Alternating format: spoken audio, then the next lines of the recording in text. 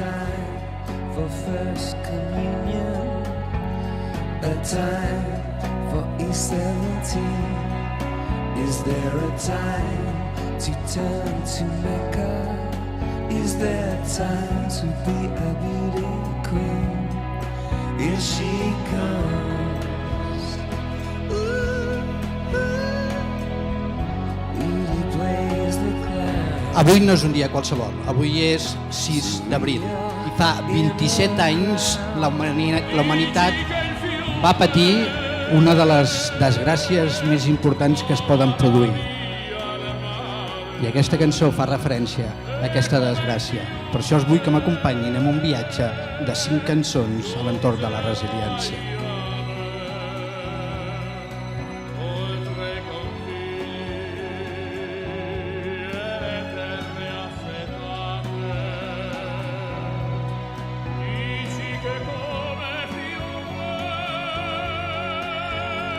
U2, amb Pavarotti. És la cançó que més els agrada al conjunt U2 i parla d'una vella història d'amor, una cançó que els encantava cantar amb el gran Pavarotti. I Pavarotti diu: així com el riu ensia arribar a la mar, així l'amor tard o d'hora arribarà. D'això és parlar de resiliència.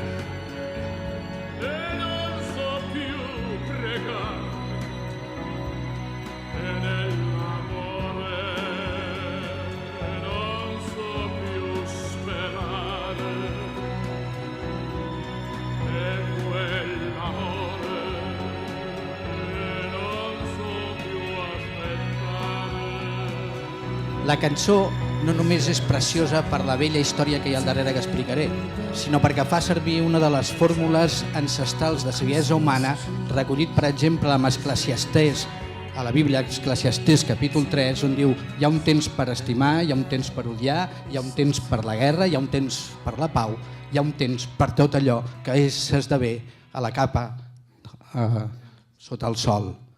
També està recollit a Tao Te Ching en el capítol 29, és a dir, és una fórmula ancestral de saviesa humana. Quina és la vella història que hi ha al darrere d'aquesta cançó? La cançó es titula Mi Sarajevo i la vaig a contextualitzar. Sarajevo, ahir va començar la guerra, el setge de Sarajevo, on els tècnics, els radicals serbis, van assetjar la ciutat de bosnis, bàsicament musulmans, i van començar una carnisseria. Va durar uns 44 mesos, fa 27 anys, en una ciutat com Sabadell, una ciutat propera, una ciutat com podria ser en aquests moments Sabadell. Quina història d'amor? Quina història? Vàries històries d'amor. Bill Carter, un jove idealista, un activista, se li mor en el 91 la seva dona en un accident de cotxe. El seu món se li enfonsa i aleshores busca sentit de la seva vida, un dels elements centrals dintre de la resiliència. I aleshores se'n va a buscar pel món tasca social, un dels camins típics de la resiliència. I aleshores, buscant, veu un setge a Sarajevo, me'n vaig a Sarajevo. Se'n va a Sarajevo, comença a treballar amb la televisió de Sarajevo, enmig del setge, i aleshores se li acudeix de dir: vaig a fer una entrevista a Bono de U2. Truca a Bono i li diu: escolta, nosaltres aquí estem en setge i estem en aquesta situació, ens estan matant. I Bono diu: bueno, doncs vindré amb U2 a fer un concert aquí. Les autoritats mundials li van dir: escolta, ets U2, però no pots anar enmig d'un setge a fer un concert. El que feien era fer retransmissions dels concerts mundials d'U2, connectaven amb Sarajevo, amb la televisió de Sarajevo. De l'amistat entre Bono i Bill Carter en va sortir aquest llibre, Els bojos, seria més o menys la traducció, Els bojos també s'enamoren, i el pròleg és del propi Bono. I us l'he remarcat i diu: Sarajevo, què és Sarajevo? L'infern de Dante per la generació MTV, un infern, va ser un infern. Un infern. Jo volia celebrar també que avui fa 7 anys, el dia 6 d'abril, precisament, es va commemorar la línia roja de Sarajevo, per commemorar els 20 anys, ara fa 7 de la commemoració dels 20, d'aquesta matança que hi va haver en el setge de Sarajevo. Es va fer en commemoració a l'artèria principal de Sarajevo, es va muntar una cadira per cada una de les persones que van ser assassinades a Sarajevo, concretament 11.541. Però això no és el més terrible. El més terrible de tot és que a la part final van posar cadires petites. Van posar cadires petites perquè en el setge de Sarajevo es van matar, assassinar 643 nins, 643 infants. I recordeu que als francotiradors se'ls va donar ordres precises de matar els infants. Això és la crueltat, la barbària humana. Enmig d'aquesta barbària, l'Ajuntament de Sarajevo decideix fer una cosa que tothom va criticar per dir aquesta gent està boja. La gent de l'Ajuntament de Sarajevo, els polítics de Sarajevo, estan bojos. I què van decidir? I d'això es parla la cançó Miss Sarajevo d'U2, d'això en parla aquest llibre i d'això en parla un famós documental que em va sortir, que us el recomano que mireu. Què és el que va sorgir? L'Ajuntament de Sarajevo, en ple assassinat de gent, en ple setge, decideix fer un concurs de bellesa. Estan locos? Penseu ara, estan bojos aquests de l'Ajuntament, aquestes persones polítiques de l'Ajuntament? Concretament el van fer el 29 de maig de 1993, enmig del setge. La gent tenia que anar pels túnels per poder arribar al lloc on un soterrani on es va fer el concurs de bellesa. I la pregunta és, per què van fer un concurs de bellesa? Va guanyar una noia de 17 anys que es diu musulmana, que era Inela Nogic, i el premi va ser un viatge a la Meca. Sabeu que tots els musulmans hem d'anar una vegada de viatjar a la Meca. I li va tocar aquest premi del viatge. Quan li van preguntar què esperava ella de la vida, diu, no espero res, no tinc plans, perquè sé que tard o d'hora em mataran. Soc musulmana assetjada a Sarajevo. I la pregunta és, repeteixo, per què l'Ajuntament munta un concurs de bellesa? Doncs benvinguts al món de la resiliència. Perquè és possible, malgrat tot, és possible construir un cel en l'infern. Això és la resiliència. La resiliència consisteix en construir cels en els aparents inferns. O dit d'una altra manera, què és la resiliència? Pregonar, establir esperança. Donar esperança a la gent. Donar esperança a la gent és la clau principal de la resiliència. Jo no sé si coneixeu el món dels titans. Els titans van ser una raça anterior als humans. I els dos més coneguts eren Epimeteu i Prometeu. Prometeu en grec vol dir aquell que pensa i després fa. Epimeteu en grec vol dir aquell que primer fa i després pensa. És l'eixelebrat, el tontet. Aleshores els déus van demanar als titans que fessin tots els éssers vius. I els hi van donar tot de dons. Què va fer Epimeteu? Ràpid a fer éssers vius. En canvi, Prometeu, que és el que primer s'ho pensa, diu, jo primer m'ho haig de pensar. Haig de pensar-me quina serà, perquè vull fer l'obra més excelsa dels éssers vius. I quan ja va tenir-ho clar, serà l'home, se'n va anar cap al seu germà tontet Epimeteu i li va dir, dona'm dons que ja ho tinc, faré l'home. I Epimeteu li va dir, me lo he gastado todo. No fotis, tu has gastat tot, ja no et queda cap do? Sí, ja no em queda res. I ara què farem amb l'home, que ha de ser el cim dels éssers vius? I aleshores ja coneixeu el passatge, segurament. Els titans van robar el foc als déus, que és l'homo faber, la capacitat que tenim els homes de fer coses, l'home artesà, per entendre'ns. Però els déus es van emprenyar. Ens han robat el foc, aquests titans. Han sigut molt arriscats i li hem de fer pregar. Aleshores, què van fer els déus a l'Olimpi? Van crear la més pèrfida de totes les bombes possibles per fer pagar aquesta gosadia als titans. Què és el que van fer els déus per castigar els titans? Què li van donar? Algú sap? Prometeu li va dir a Epimeteu, el germà llest, el germà tontet, vigila amb els déus, que ens la tenen jurada, i no acceptis cap regal. Els déus el que van fer per fer pagar aquesta gosadia és la primera dona. Ho sento, una qüestió de mitologia, no ho dic jo. Sempre sou responsables de tots els mals de la humanitat.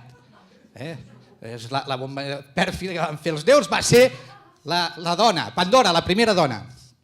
Quan la va veure Prometeu va dir, hòstia, estàs muy buena. Diu, però vens dels déus, porta. Però Epimeteu, quan la va veure, tan agraciada, va dir, aquesta està molt bona, jo me l'haig de quedar, i se la va quedar no fent cas als consells prudents del seu germà Prometeu. Però tots sabeu, per la mitologia, que Pandora no anava sola, sinó que portava un petit baül. I aquí teniu representacions artístiques d'aquest fet. I diu la mitologia, no dic jo, diu la mitologia, que les dones sou curioses, es va obrir la tapa del bagul i totes les coses bones van sortir i les van perdre els humans. Menys una cosa que va quedar al fons del bagul. Quina és l'única cosa que tenim els éssers humans que es va quedar al fons del bagul? L'esperança. Benvinguts al món de la resiliència. L'única cosa que tenim els éssers humans per viure i sobreviure és l'esperança.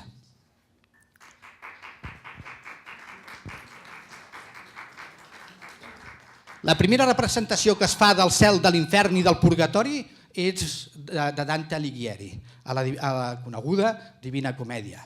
I aquí es va fer la primera representació literària i de dibuix. I en l'infern hi havia un frontispici amb unes paraules que donaven la benvinguda a tota persona que entrava a l'infern. I aquestes paraules eren «Lasciati ogni speranza, chi voi entrate». Deixeu tota esperança aquell que entri a l'infern. Què és entrar a l'infern? No tenir esperança. Molt bones. Àvia Antònia. Us presento l'àvia Antònia que ens acompanyarà en tota la conferència. Qui és l'àvia Antònia? L'àvia Antònia és una àvia que no té estudis i per això igual és sàvia perquè no té estudis. Està molt sobrevalorat tenir estudis avui en dia. Hi ha molta gent que no té estudis però que té aquella saviesa de vida que la fa especial. Doncs l'àvia Antònia no té estudis i és sàvia i ens acompanyarà i ens donarà resposta a allò que m'han demanat que fes a la conferència, que és què afavoreix la resiliència comunitària i el benestar emocional. Aleshores ella ens anirà donant 16 més 1 maneres de promoure la resiliència i el benestar. La primera que ens dona l'àvia Antònia, gràcies a àvia Antònia, és el que hem de fer si volem expandir la resiliència i sobretot la resiliència comunitària a les ciutats, a les nostres comunitats, és bandejar, eliminar els discursos, els relats de vergonya i substituir-los per relats, discursos d'orgull. Promourem la resiliència i el benestar emocional si transformem els relats de vergonya en relats d'orgull. Quines són les lliçons que ens donen les persones resilients? Les persones resilients ens donen, la seva biografia ens dona la lliçó de que la història mai està escrita.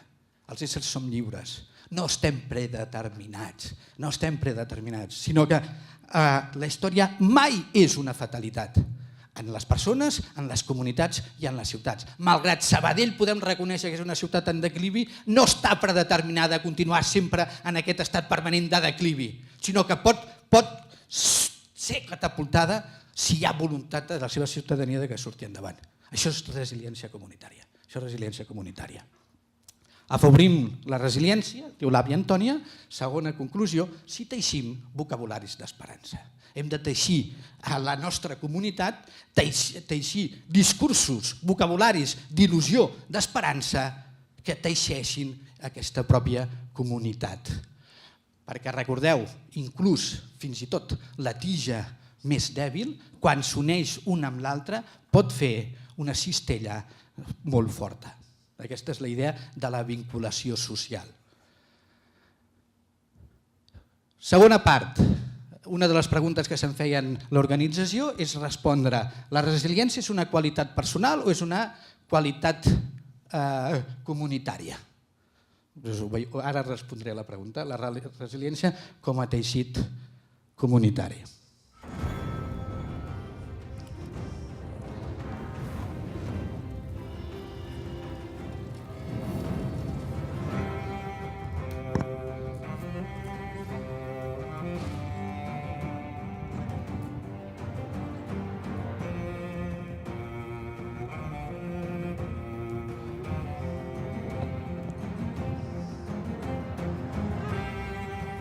D'aquí menys d'una setmana tots estem esperants i delatosos perquè surt la darrera temporada de Joc de Trons.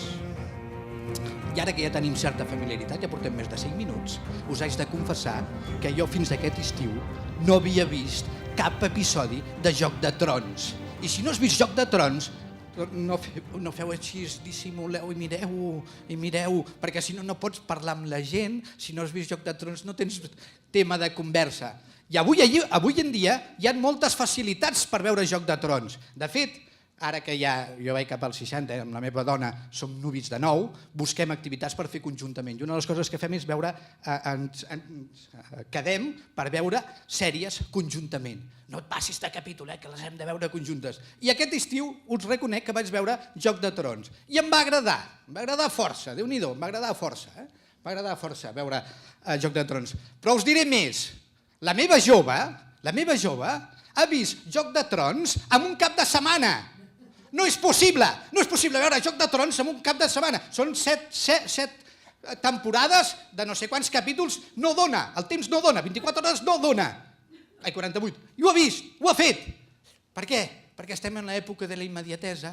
Tu passes allà, poses ara les televisions online i passes i clar, només deu veure alguns trossos que li interessa, les de violència i sexe, i tot el que deu passar-ho i ha vist en 48 hores Joc de Trons. Per què us dic això? És perquè estem en l'època de la immediatesa. És a dir, avui el que vols tens. Jo fa temps que no compro llibres. Bé, sí, compro molts llibres, però no els compro de paper. L'altre dia que vam anar amb el Ramon a la presentació del llibre del Joan Cuevas, el vaig comprar físicament i em va sorprendre. Té fulles. Estic acostumat ara a tenir-los a l'iPad. Va, mires a l'iPad. Vull un llibre, el tinc al moment. Clar, abans... si compraves un llibre per online, diu, m'agradarà o no m'agradarà, però és que ara et pots baixar un tros del llibre per comprovar i tastar si t'agrada o no t'agrada. Però això no es fa només amb els llibres, es fa amb la parella, amb el sexe, amb amics. L'altre dia a TV3 ens donava el Bassas, ens deia que tu pots llogar amics per fer-se selfies. És al·lucinant. Recordeu què fèiem abans? Abans, quan tu volies felicitar una persona pel seu aniversari, l'anaves a veure. Després va passar que la trucàvem. Després de la trucada ja li enviàvem un WhatsApp. I ara ja donem un like del WhatsApp que algú felicita. Estem en l'època de la immediatesa total. I què ens porta això? Al món de la impaciència. Jo vull les coses ara. Jo les vull ja. I si no les tinc ja, ja no m'agrada. Clar, aquest món d'incertesa, aquest món d'impaciència, no caça gens en processos llargs com són la resiliència. No caça la resiliència amb aquests temps d'impaciència. Si em permeteu recordar una cançó d'un grup emblemàtic de la movida madrileña que era Los Golpes Bajos, deia malos tiempos para la lírica, doncs malos tiempos para la resiliència. Processos que necessiten esforç, temps, dedicació, són mal temps amb aquesta incertesa on busquem solucions ràpides i gratificacions immediates. Aquest no és el món de la resiliència. És un món totalment antagònic amb aquestes condicions. Andy Stillman, que és un d'aquests gurús que ara està de moda, que són els que venen el brandy, és a dir, les empreses i les persones ara ens hem de vendre com a potencials, va treure una conta de La Vanguardia molt citada en la qual se'ns deia que havíem de transitar del like al love. Perquè això és del like, aquesta immediatesa no caça gens, no només amb la resiliència, sinó en processos que són vitals pels éssers humans i que necessiten temps, com per exemple l'amistat, l'amor, la resiliència, l'alegria, la felicitat. Tot això necessita temps, esforç, dedicació. I no són temps, aquesta era de la impaciència, no cacen gens amb aquests processos de llarg termini. I una de les coses que deia també curioses Andy Stillman és que la gent el que hauríem de fer és 8 abraçades al dia que duressin més de 6 segons. A mi m'agrada molt aquest quadre de l'abraçada de Joan Genovès perquè és l'abraçada. És important. Per què és important abraçar-se? Per què és important abraçar-se? Jo no sé si ho heu fet en el del riure, en el de la psicologia positiva, en el del ioga abans, però ja us dic, ja que comencem el dia, per què no ens aixequem i fem la primera de les abraçades? 6 segons, fem una abraçada, aixequem-nos.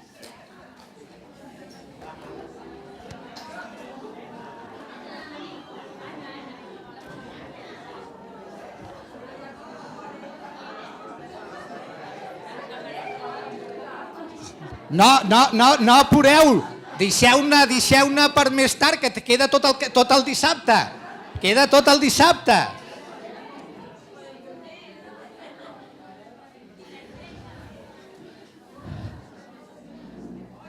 Queda tot el dissabte.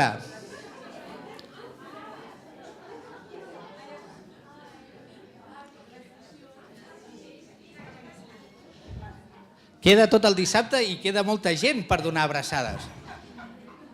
Clar, el que és important és preguntar-nos què s'ha produït en aquesta sala.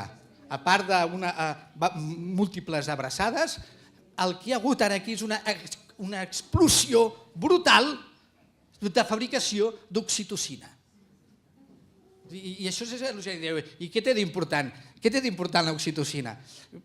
És la primera hormona que es va sintetitzar. Oxitocina vol dir part ràpid, en grec. I les dones fabriqueu oxitocina, entre altres coses per evitar les hemorràgies postpart, una, i dos, també ho teniu perquè permet un procés vital pel desenvolupament dels infants, que és l'alletament. Es va investigar i els homes també tenim oxitocina i ni parim ni alletem. De moment. Sabem on podrem anar a parar, però de moment no fem aquests processos. Llavors es va investigar per què segreguem oxitocina, quin paper té aquest neurotransmissor concretament. I aquest neurotransmissor serveix per, entre altres coses, crear seguretat, confiança, vinculació, estima, etc. Per això se la considera l'hormona de l'amor, l'hormona social. Si és tan important, la pregunta és com fabriquem oxitocina? Fabriquem oxitocina en la cooperació en el contacte humà, fent abraçades, creem oxitocina. No cal dir-ho que en el moment punta de l'orgasme sexual es produeix molta oxitocina, per tant, ho deixo dit, feu, com diu la filla, haced y multiplicaros o no, en el bon menjar, gaudint de sensacions de plaer, de benestar, passejant, menjant, olorant, etc. Tot això és a dir, acaronant es crea oxitocina. Per això és dir, doneu moltes abraçades perquè així tindreu oxitocina i així us sentireu bé. Com es guanya benestar? Fent abraçades. Benestar es guanya fent abraçades. Per tant, abraceu-vos, acaroneu-vos. Robert Waldinger és el quart president del procés d'investigació més brutal que ha fet la humanitat humana.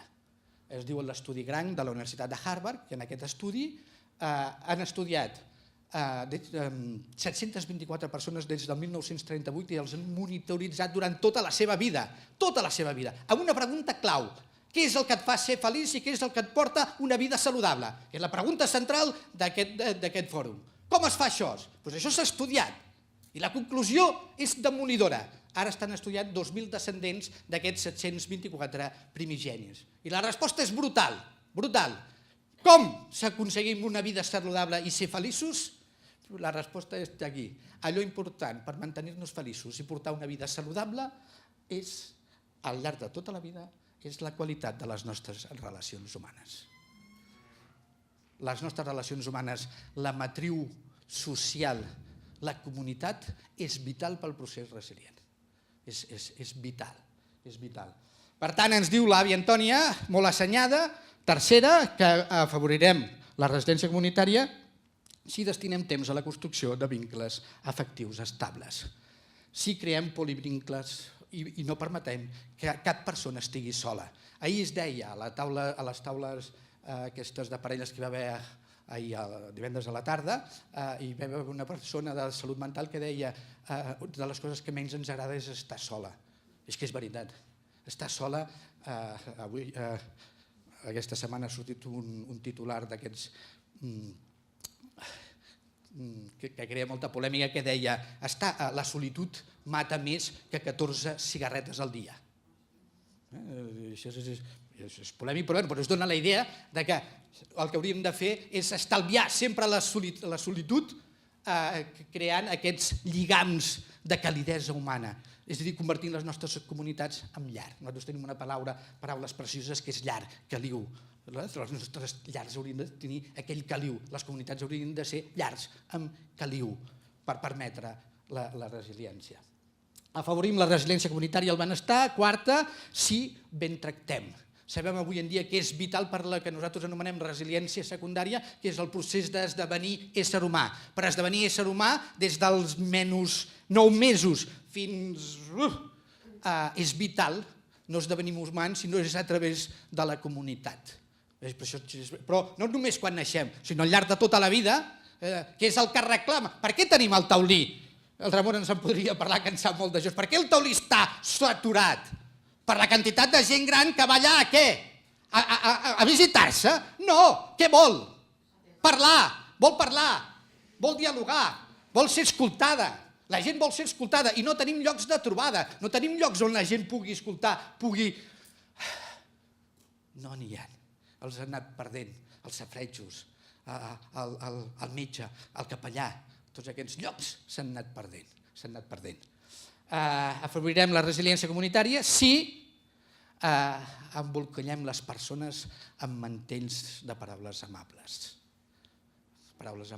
Les paraules construeixen mons i paraules amables poden catapultar la persona cap a la glòria o paraules no amables poden enfonsar la persona a les tenebres. Quan important és quines paraules utilitzem.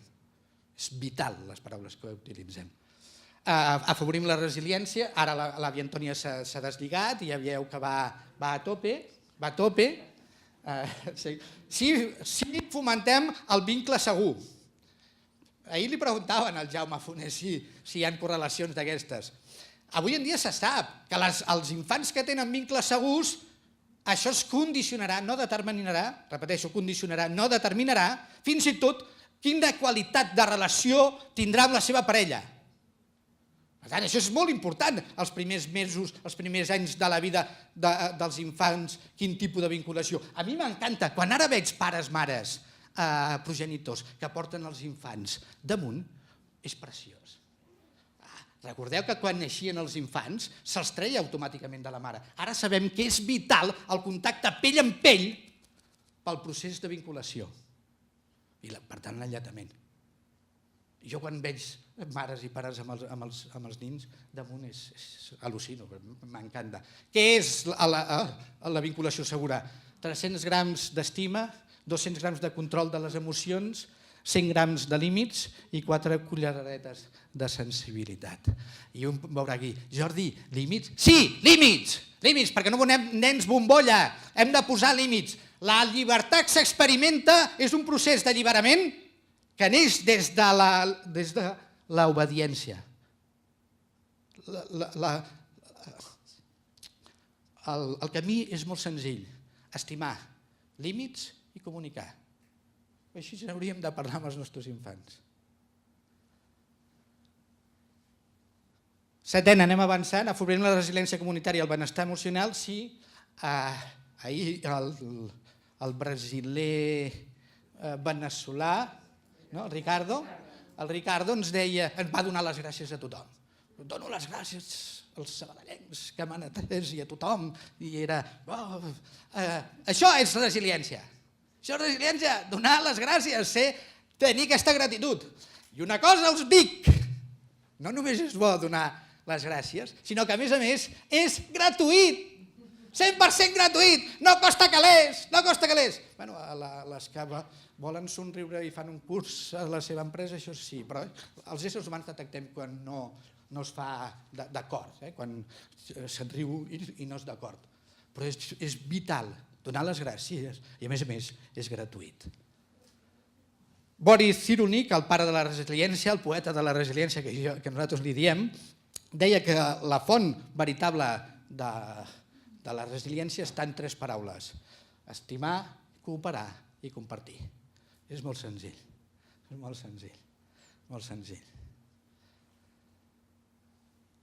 Anem avançant amb l'àvia Antònia, 8è afavoriment, si dediquem temps a les persones, que és a les societats occidentals, diem, el temps és hort.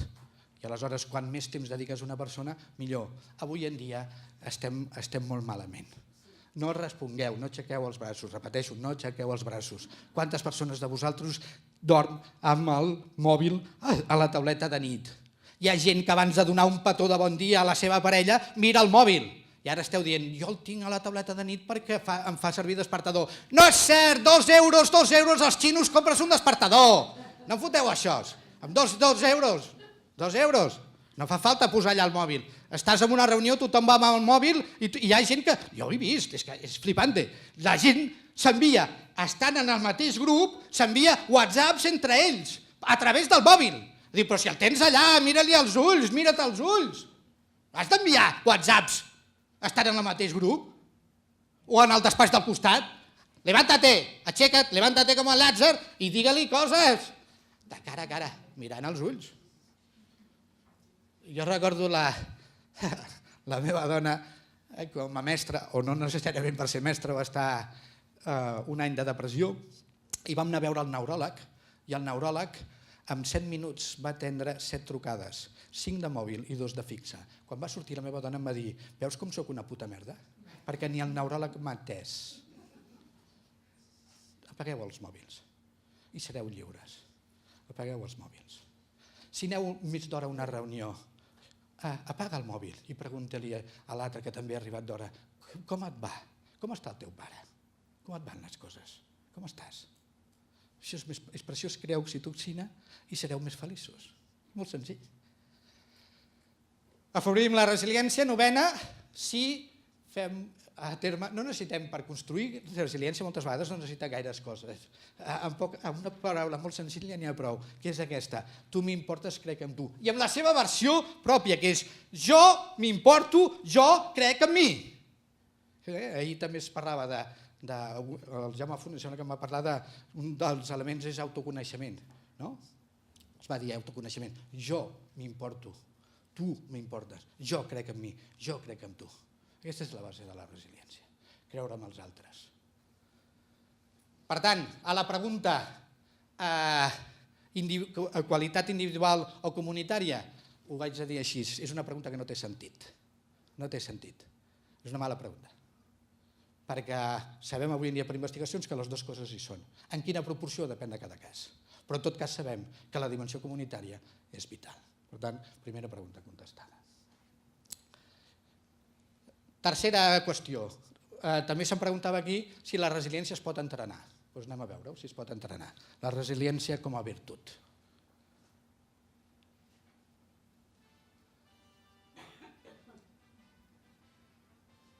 Ens ha apagat la veu.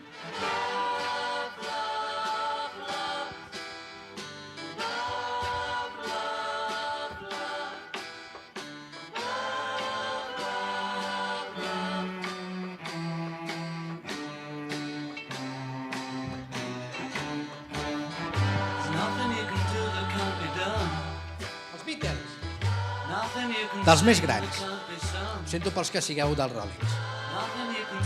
Però són dels més grans. Per què són els més grans? Avui hi ha gent que no sap que els Beatles eren una banda en directe brutal, entre altres coses perquè van estar assajant, fent concerts durant molt temps, quan eren molt joves, a Alemanya, bàsicament a Tuguris d'Hamburg. Es calcula que més o menys van estar actuant més de 10.000 hores a Hamburg. Llavors això els va fer tan grans amb aquelles multituds i aquella gent que estava allà que els anava seguint. 10.000 hores. Per tant, ja ens dona una pista. Si voleu ser excels en alguna cosa a la vida, heu de fer preparar-vos. Dedicar més de 10.000 hores per ser excelsos. Això és el que s'anomena avui en dia la regla, la teoria de les 10.000 hores. Una persona, per ser bona, excelsa, tenir excel·lència en qualsevol àmbit del saber artístic, etc., ha de dedicar molt d'esforç, més de 10.000 hores. Doncs aquesta teoria és falsa. No és certa. No és certa. O no és certa del tot, deixeu-me matitzar, no és certa del tot. Perquè sí que és veritat que per ser excel, ser bo en qualsevol àmbit o disciplina has de pencar-hi molt, treballar-ho molt, però no n'hi ha prou amb esforç. Què hi ha? Quines són les condicions per les quals es produeixi que una persona sigui una gènia en determinat àmbit? La neurociència ens ho diu. La teoria hebbiana. La teoria hebbiana ens diu que neurones que es disparen juntes són neurones que es cablegen juntes. És a dir, què vol dir això? Qualsevol acció, experiència, sensació, pensament que nosaltres tenim, si el repetim, i repeteixo, si el repetim, per tercera vegada, si el repetim, aquesta llambregada elèctrica, d'amor elèctric, bioquímic, que es produeix per les connexions sinàptiques entre les neurones, va reforçant el camí, i és com si un petit fil es anés convertint en un cable d'acer gruixut. Per tant, què és el que fa que els camins es produeixin neurocientíficament? La repetició. Avui en dia ho sabem, repetint les coses. Per primera vegada costa. Si nosaltres caminem per la neu, el primer que camina li costa. Però a mesura que vas passant per allà, cada vegada vas facilitant més el camí. Però té un problema, que si et vols sortir del camí marcat, llavors et costa. La neurociència avui ens diu què hem de fer amb les coses per iniciar, per continuar, reforçar que és repetint-les, i també ens indica que és difícil sortir-se del camí traçat una vegada ja l'has empès. Per això nosaltres definim la resiliència com a virtut. I la gent, en el darrer llibre, l'hem definit així com a virtut. I la gent s'espanta per dir, sempre havíem parlat de la resiliència com una qualitat i una habilitat, i ara vosaltres en dieu virtut, sí. La resiliència és una virtut. En el sentit aristotèlic del terme. Què deia Aristòtil? En el sentit d'areté. Areté, aristocràtic, una persona aristocràtica, aristoikratos, és el poder d'aquell que és excels, d'aquell que és el millor. En l'època de Pericles, segle V abans de Crist, era aquell que per sang o per força era el millor. Després s'ha anat democratitzant el terme. Recordeu quina és la màxima nota que podem treure tots? Un excel·lent. D'aquí ve. La traducció d'arete és l'excel·lent, el bo, la virtut. Per tant, nosaltres reclamem el concepte d'arete i diem, com deia Aristòtil, som el que fem cada dia, de manera que la virtut és un acte, és un hàbit. Què és la resiliència? Un hàbit, una virtut. Aquesta és la nostra definició de resiliència. I què és un hàbit? Una acció que és repetida, com us he dit abans, amb neurociència, 1000 de vegades. Com volem? Les persones podem canviar? Sí, sí que podem canviar les persones. Com es fa?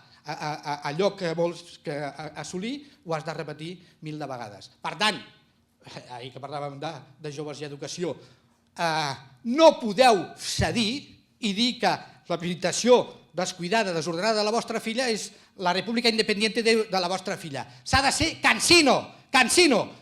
Elles per més, tu per més. I això és el que ens diu neurocientíficament, és a dir, per repetició, jo més. Ningú pot desistir de l'acte d'educar. I es fa per repetició. Això què significa? Que són processos que requereixen molt d'esforç, molta dedicació. Però l'esforç no en va. No estem parlant d'esforç en si. L'àvia Antònia ens diu, desena, i anem acabant, que afavorirem la resiliència i comunitari benestar si li afegim a l'esforç direcció i propòsit. No es tracta d'esforçar-se per se, sinó que es tracta d'esforçar-se per un objectiu i una meta, una fita concreta. Ha de tenir propòsit i direcció l'esforç. L'excel·lència, ser excels, ser bo, en qualsevol àmbit, no és una marató, no és un sprint, per tant caça malament en aquesta època d'impaciència, sinó que és una marató, és un cansino, repeteixo cansino, repetir. Onzena, afavorirem la resiliència comunitària i el benestar emocional si realitzem el que s'anomena l'esforç en propòsit, que és la pràctica deliberada. Una pràctica deliberada vol dir que tu tens en compte com motivar, li dones un feedback adequat, tens en compte el coneixement previ, però sobretot, repeteixes la mateixa tasca o similar, que no es tracta de ser avorrit, la repetició no ha d'anar associada a ser avorrit, pot ser variat, en el mateix propòsit, però ser cansino. Aquesta és la història. La resiliència és una virtut, és un hàbit. Per tant, afavorim la resiliència comunitària si musculem el cervell. En base a què? En base a repetició. Per tant, es pot entrenar la resiliència? Oh, i tant que es pot, i s'ha d'entrenar, perquè és l'única manera que resilies. Com? A base de resiliar. Per això nosaltres en el llibre, utilitzant un famós i conegut poema del gran poeta Antonio Machado, diem resiliente, no hay resiliencia, se hace resiliencia al resiliar. Es pot entrenar, és l'única manera, és l'únic camí. És l'únic camí. I anem acabant.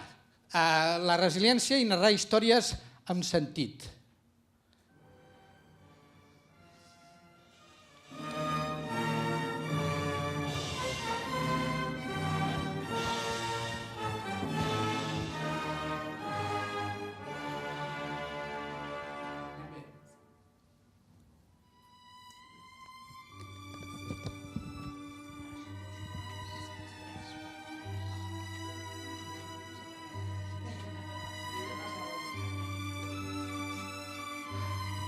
Les mil i una nits. Segurament coneixeu contes com Aladdin i la làmpara màgica, Simbad el marí o Ali Baba i los 40... És d'ara o era antiga aquest? Ali Baba i los 40 ladrones? Ara no, m'he perdut. Tothom coneix aquest conte, sap que formen part de les mil i una nits i a vegades no se sap la història de les mil i una nits. Xerià era un sultà que tenia un harem amb moltes dones. I aleshores tenia un divertimento, si es pot dir així, de cada nit estar amb una verge, estar tota la nit i l'endemà matar-la. Li toca el torn a Xerexade. Xerexade, que era preciosa, li toca, però abans d'ella 3.000 verges havien passat pel mateix camí. I va dir, ja sé la meva dissort. Estaré tota la nit amb el sultà Xeriar, però l'endemà em matarà. I va pensar, com puc sortir-me d'aquest atzucat? I aleshores va pensar, saps què? Li explicaré una història. Li explicaré una història i li comença a explicar una història. I quan faltava el desenllaç, a la matinada li deia, mañana más. I el sultà diu, hòstia, ara si vull saber el final de la història hauré d'esperar un dia. I així van passar, li anava explicant històries que acabaven el dia següent, mil i una nits, fins que Xeriar es va enamorar de Xerexade, van menjar anissos i van ser molt feliços. Aquesta és la història preciosa de les mil i una nits. I per què és el que va? Quina és la moralitat que m'interessa d'aquesta història? Què és el que va salvar Xerexade? Explicar històries. Què és resiliència? La resiliència consisteix en explicar històries. Necessitem explicar històries. Per què ahir era preciós i l'organització va encertar molt en fer parelles d'experiències? Perquè el que ahir vam veure, encertat o no, però eren processos d'explicar les seves històries, perquè allò lleig que m'ha passat a mi ho puc convertir en metamorfosis, quelcom bonic que serveixi de catarsis als altres i a mi mateix. I això em metamorfoseja i em permet resiliar. Per això és vital explicar, en el procés resilient, explicar històries. I hauríem de recuperar aquest art ancestral d'explicar històries. Què ens diu l'àvia Antònia? Afavorirem la resiliència i el benestar emocional si eduquem narrant històries que valguin la pena ser viscudes. Per això és molt important portar testimonis resilients. Parece que ens donen lliçons de vida. Les persones resilients ens donen lliçons de vida.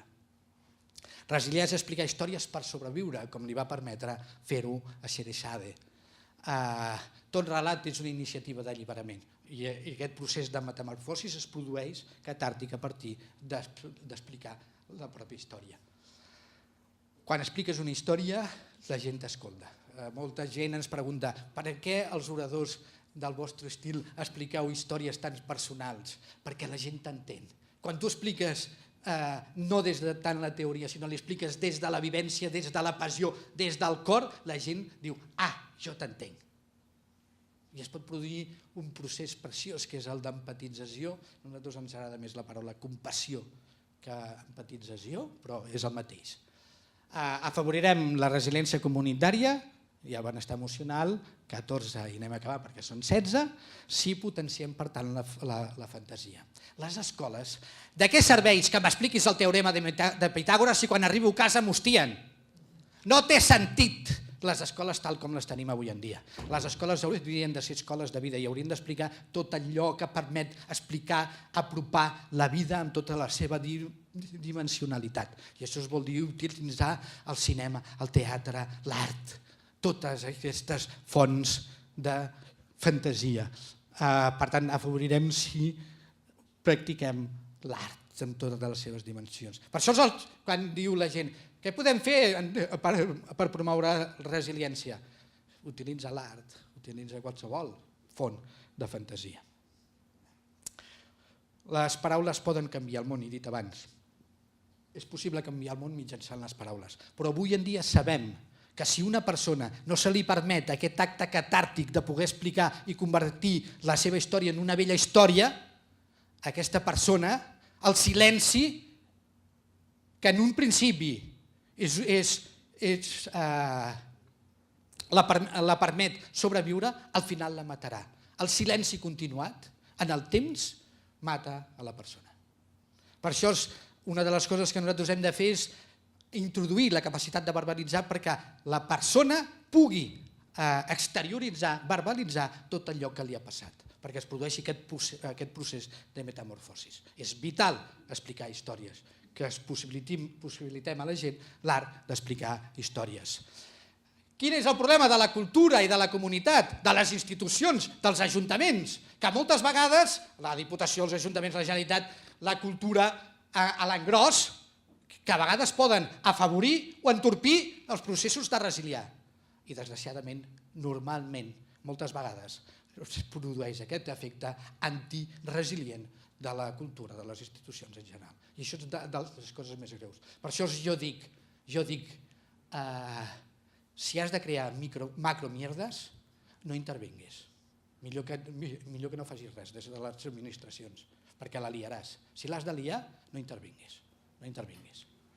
Quan acallem les persones i no els permetem aquest procés de verbalització, llavors les petrifiquem, com van quedar les persones que van sobreviure, que van quedar així, petrificades amb l'erupció del Vesuvi a Pompeia. Què és el que hem de fer?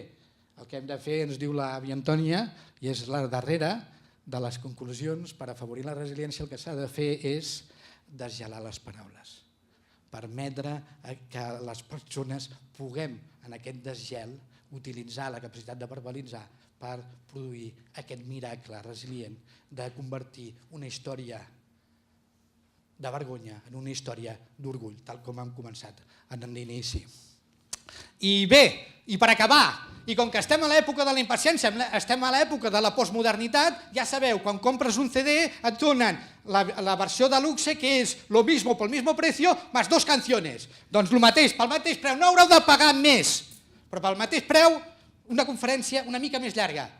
Un bonus track para todos ustedes. Una amiga meva, molt amiga, em ve un dia i em diu: Jordi, has de mirar una conferència que és brutal. Una de les millors conferències que pots veure mai a la vida. Dic, explica'm, digue'm quina és aquesta conferència i de què va. És una conferència que va de música clàssica.